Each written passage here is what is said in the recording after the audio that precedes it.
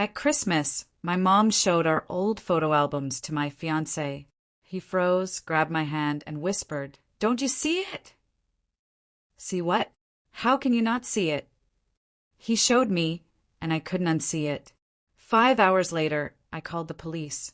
I always thought if something like this ever happened, something life-upending, something worth telling a therapist or a documentary crew, it would come with music. You know, that low hum in the background, a cinematic tension, maybe a thunderclap. But no, there was potato salad. There was overcooked lamb. There was my mom humming Mariah Carey while wiping the kitchen counter like she hadn't just weaponized nostalgia for the 20th consecutive year. No thunder, just that weird smell our house always has over the holidays.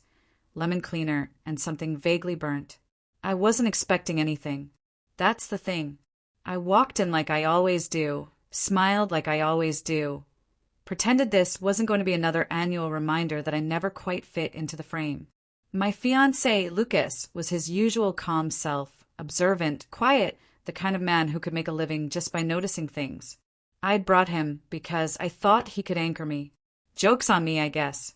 My sister Nina was already there, swirling her wine and wearing something beige and expensive looking. Her boyfriend nodded a lot. My parents smiled like they meant it. Dinner was dinner. Familiar, tight-lipped, tense beneath the surface. The roast was dry. The gravy was sharp. My mom asked Nina about her new job.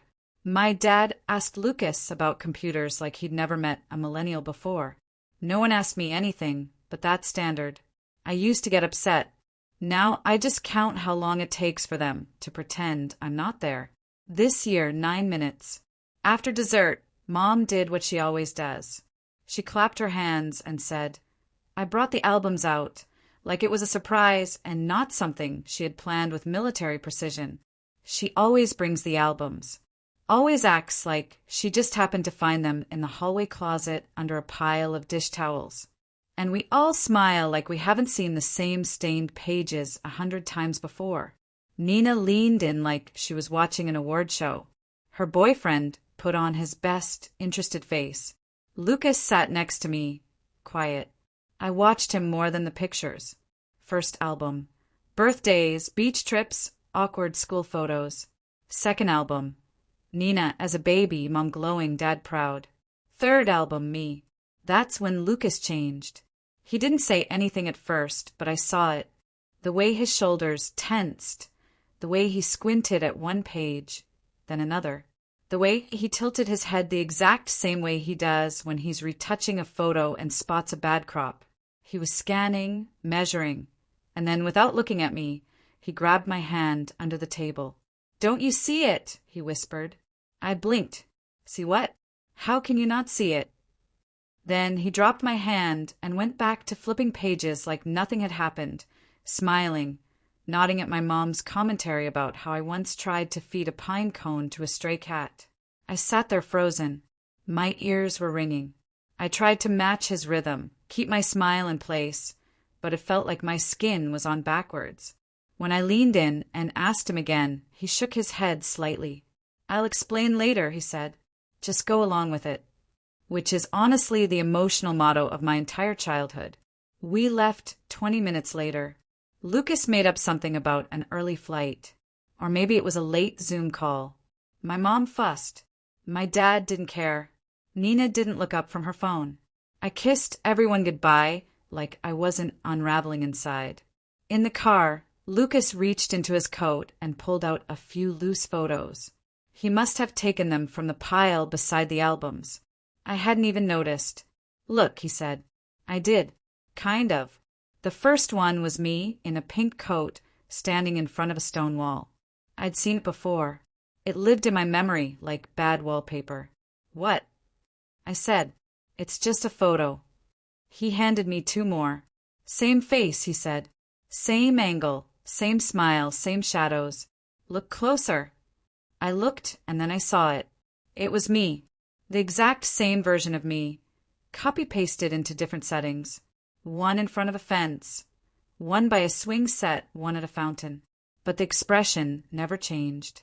Not one muscle. "They reused my face," I said. My voice sounded strange, like it came from the back of my throat. He nodded. Then he handed me another. A baby, pale, lighter hair, different bone structure. "That's not you," he said. "I don't think they ever had baby pictures of you. Last one. Me, Mom, and Dad in front of some old building. My outline was fuzzy. The shadows didn't match. I looked like a sticker someone forgot to finish peeling." I stared at it for a long time, then I laughed.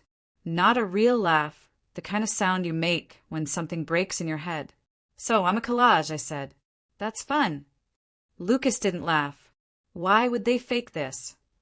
I asked. He didn't answer. Neither did I. I didn't know it yet, but 5 hours later, I would be calling the police. The thing about denial is that it doesn't break all at once.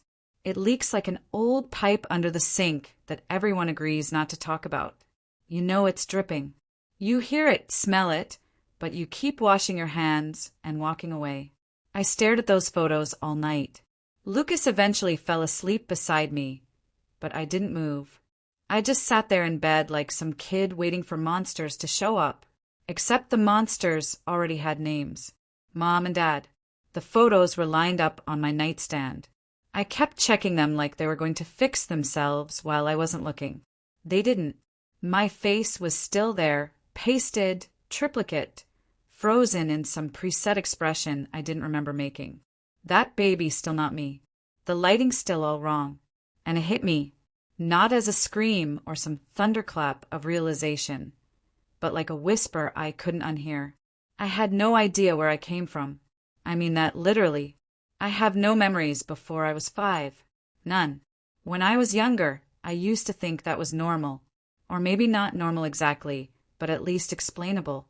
My parents said it was because of the war. I was little. They said I was traumatized. They said the brain protects itself. They said a lot of things. And I believed them because what's the alternative? Telling your second-grade teacher that you think you skipped being a toddler? That your earliest memory is of standing in a fluorescent-lit hallway in a new country with your mom, telling you to smile at someone holding a clipboard. Yeah, that was my first real memory.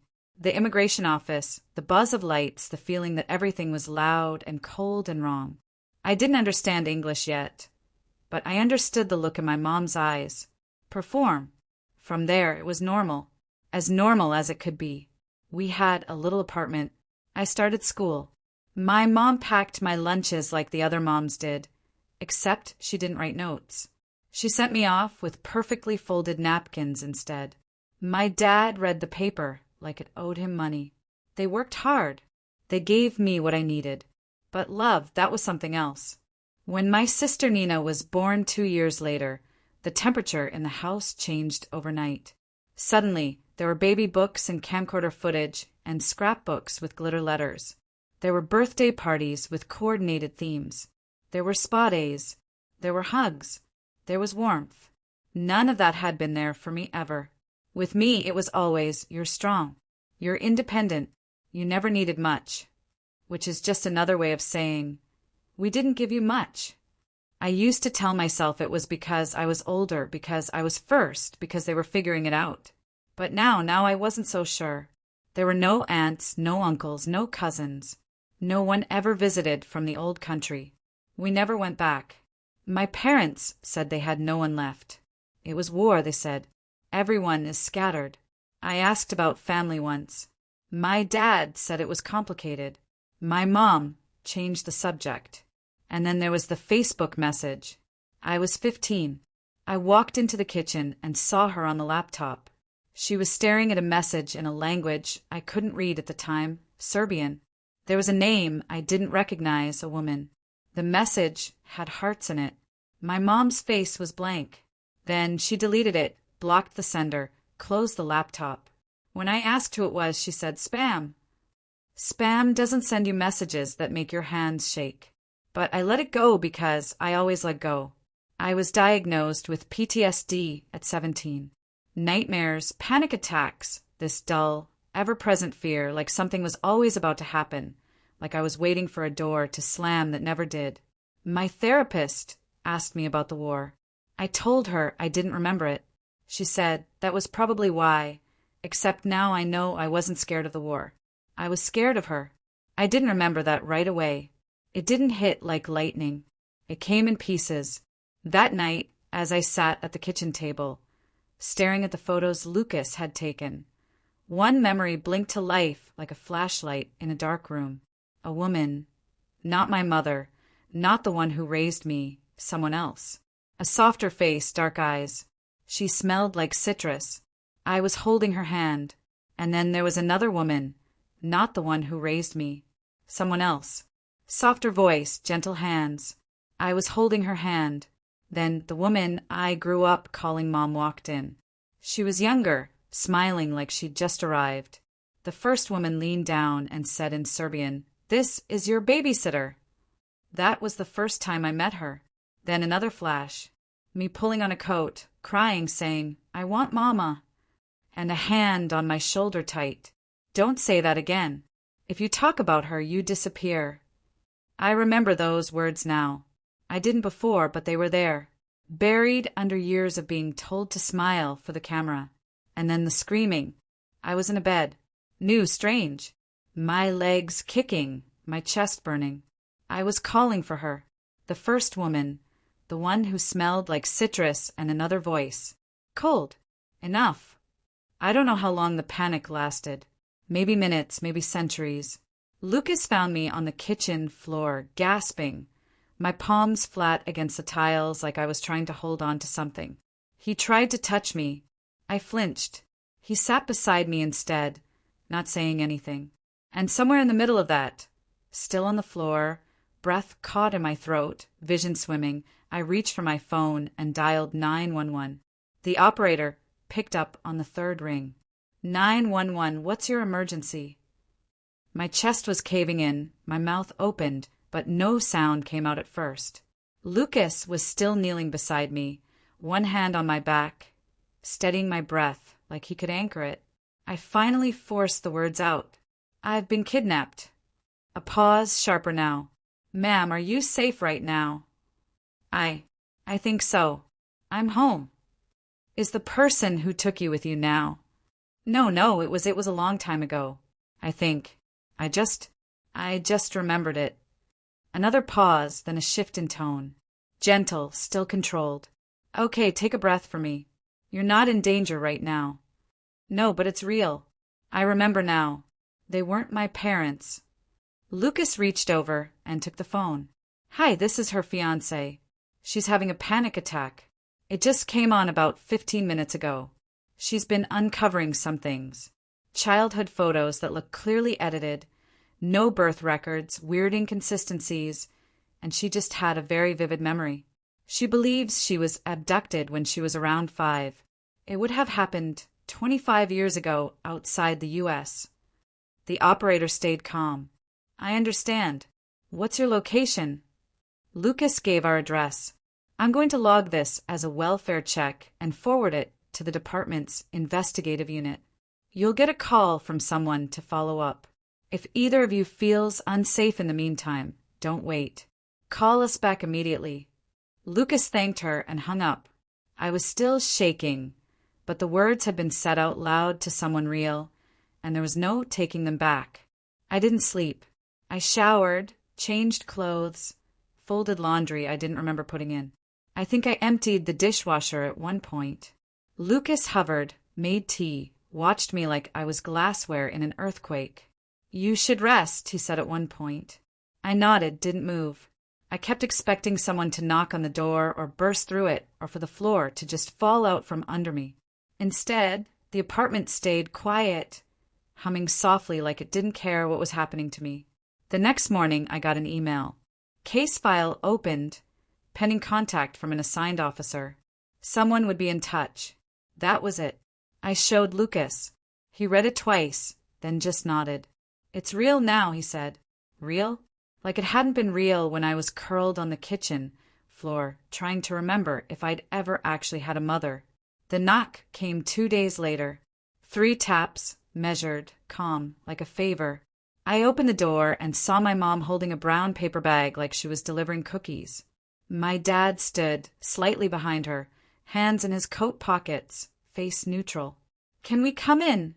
she asked, already stepping forward. Lucas appeared beside me. I nodded slowly and let them in. They sat on the couch like they were guests. My mom put the paper bag on the coffee table. "I brought some of that soup you like, the carrot one from when you were sick that time. That time I was 8 and she told me to stop crying because I wasn't dying. That soup?" "Thanks," I said flatly. She smoothed her coat and looked around the apartment like it might help her figure out what to say. My dad stayed standing. "We spoke to the police," she said finally. "They said you filed a report." "I did." She looked like she wanted to be offended, but didn't have the energy. "You should have just come to us first. Would you have told me the truth?" She paused, blinked. "We didn't want to hurt you."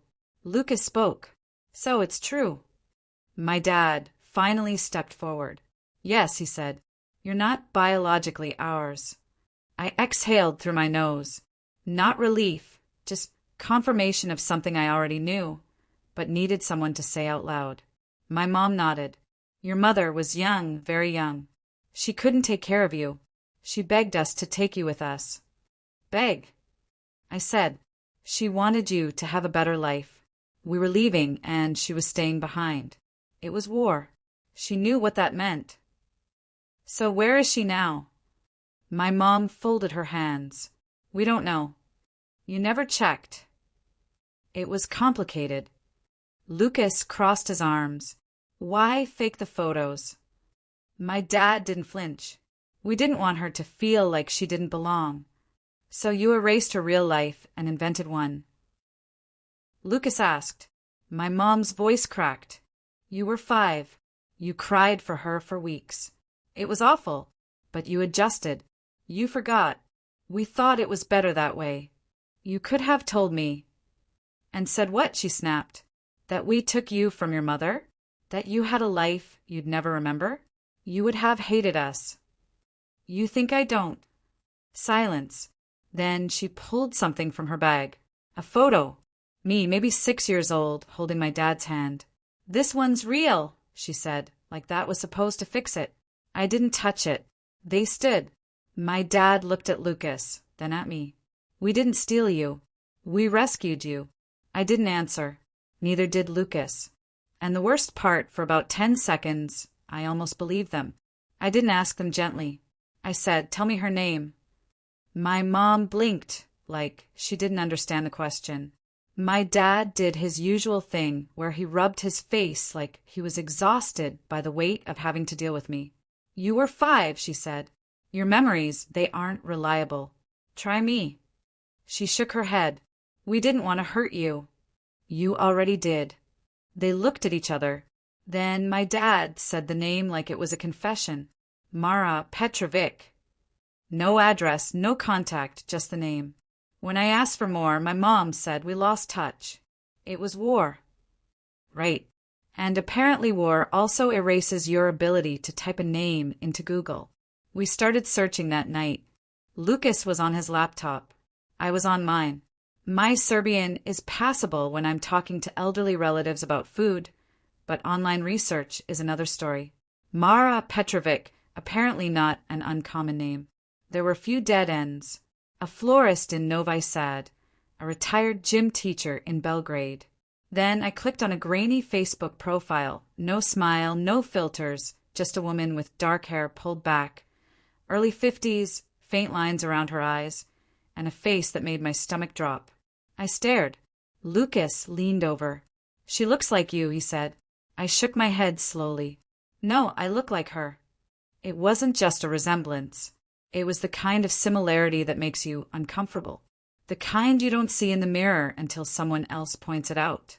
Same jawline, same eyes, same expression when she wasn't trying to have one.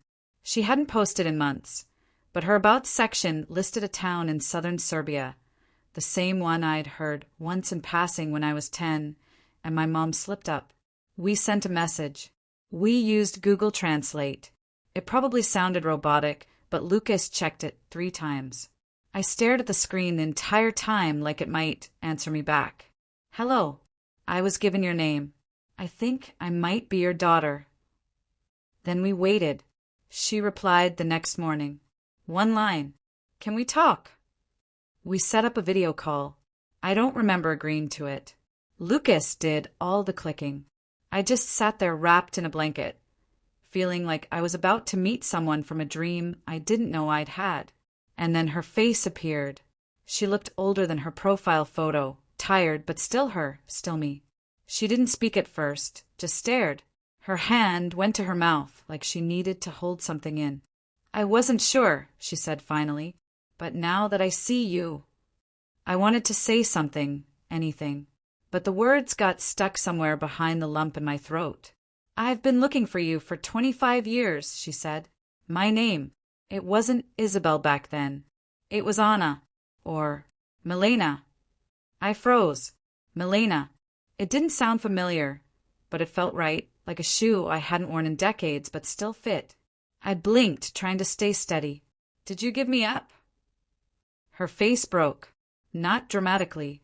Not like in the movies. Just this quiet collapse in her expression. Her mouth opened, then closed again. No, she said. God, no. She looked off-screen for a second, like she needed to ground herself. Then she turned back. You were 5. I had to leave you with someone I trusted, a neighbor, a friend, just for a couple hours while I ran to the municipal office to finalize some papers. When I came back, you were gone. She took a breath.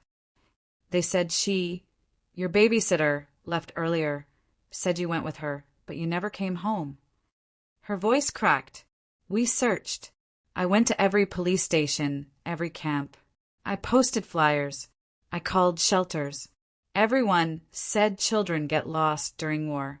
But I knew you didn't get lost. She paused. I just didn't know where to look. I sat very still.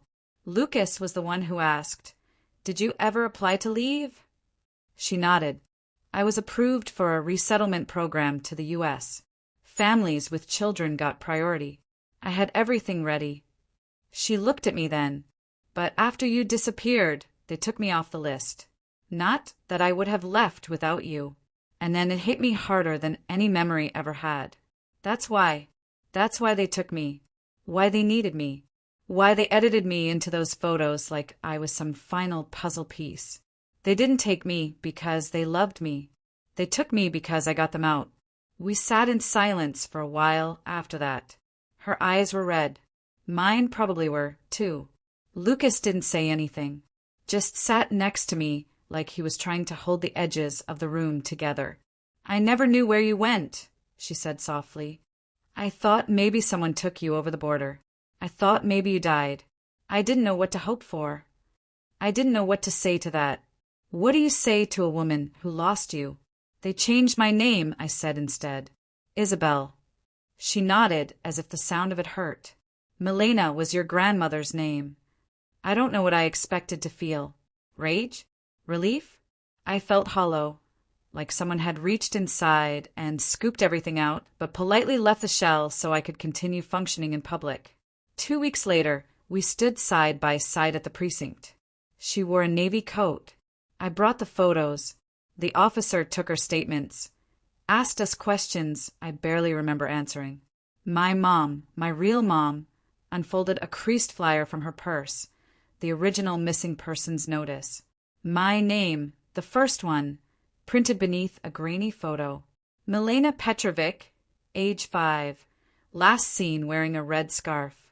This is her, she told the officer. This is my daughter. And for the first time, someone else nodded. We pressed charges, and I stopped pretending the past was something I owed to anyone but myself. It didn't go to trial.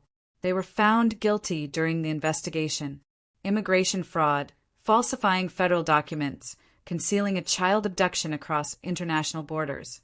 Turns out they never gave up their Serbian passports. They just tucked them away in a drawer right next to their moral compass. Their American citizenship was revoked. They were deported within 6 months. No appeals, no second chances, and they can never come back. Nina stayed. Of course she did. She was born here. At first, she didn't say much, just stared at the floor a lot. Then one day, she came over and said, That was really messed up. It wasn't an apology exactly, but it was something. We talk more now than we ever did growing up. She's not my sister by blood, but she still knows how I take my coffee, and that counts for something. As for Mara, my real mother, she moved to the U.S. 6 months after everything settled. Family reunification program. Lucas and I helped with the paperwork. She got a job at a bakery near our apartment. Says it reminds her of the one she worked at when she was 21, before everything happened. We're planning the wedding. She's on the guest list. She cried when she got the invitation. The people who raised me lost everything. And honestly, they built their life on a lie. So when it collapsed, I didn't feel guilty. I felt free. Did I go too far or not far enough? Tell me in the comments.